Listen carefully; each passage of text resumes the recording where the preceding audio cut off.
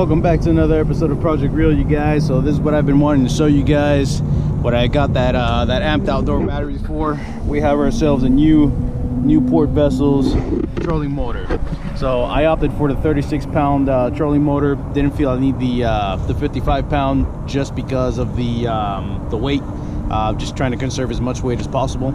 So today pretty much what I'm doing is, this is my first time out on the water with the trolling motor.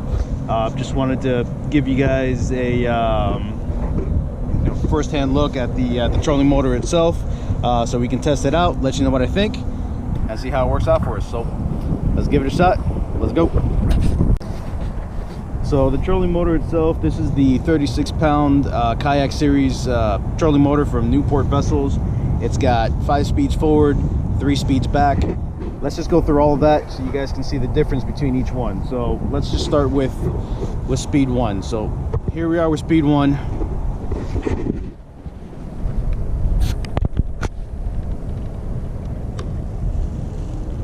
Cruising along.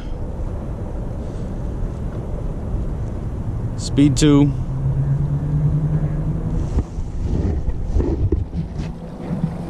So you can see we're moving. Not bad. Steer us away from that island over there. Speed 3. 4. I see we're starting to pick up a little bit of speed here. And let's just kick it into speed number 5.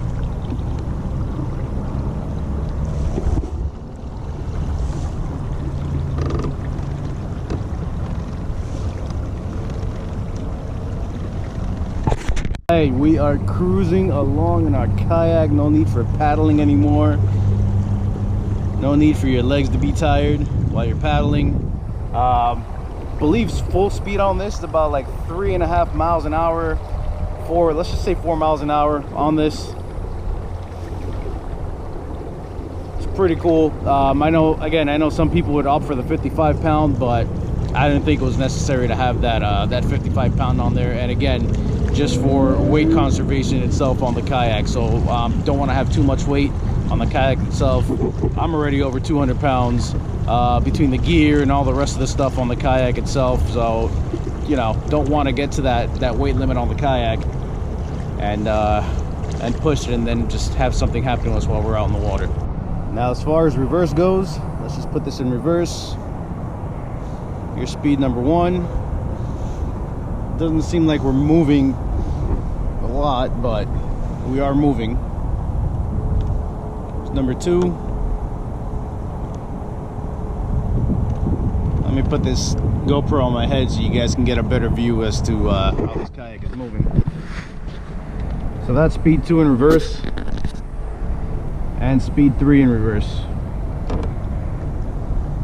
So just the vantage point, that island right there, hopefully you guys can see that. And we're just moving in reverse away from the island itself. Not giving us too much wake while we have it in reverse, but we are moving.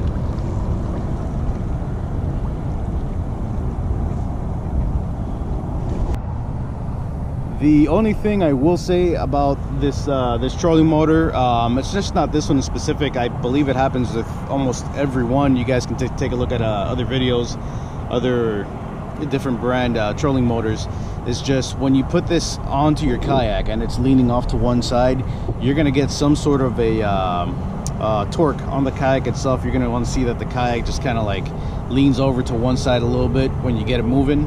Especially in faster speeds also, you'll be able to feel that more.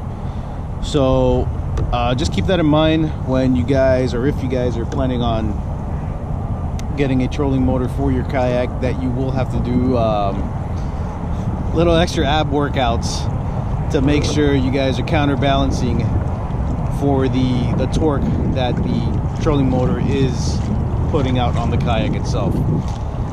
I know a lot of people, because of this reason, they mount their kayaks in the rear, in the back, which is what I am strongly considering right now, just because of what I'm personally feeling on here. It's kind of hard to tell on video, I understand, but the faster I go, the more the more the kayak leans off to one side or the other, depending on which way I'm turning.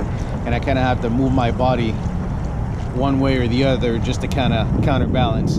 Now, it's not at the point where it's going to tip over, but you do have to counterbalance just a little bit, just to make sure you don't get to that point where you are going to tip over.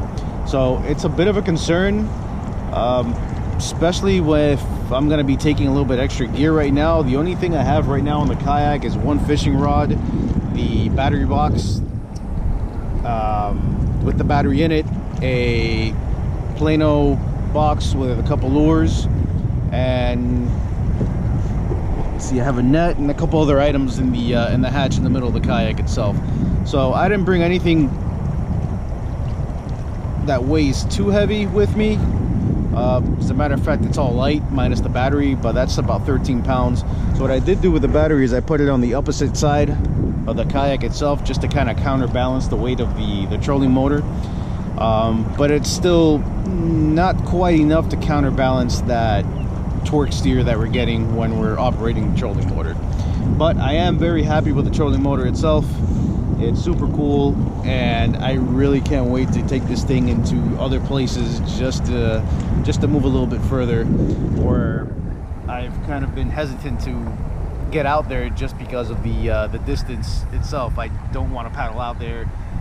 When we had our big fish, I kind of didn't trust the pedaling system, so I didn't want to go out there either. But this trolling motor would definitely help us get out there. All right, you guys, that concludes my on the water trial with you guys of the Newport Vessels Kayak Series trolling motor, the 36-pound.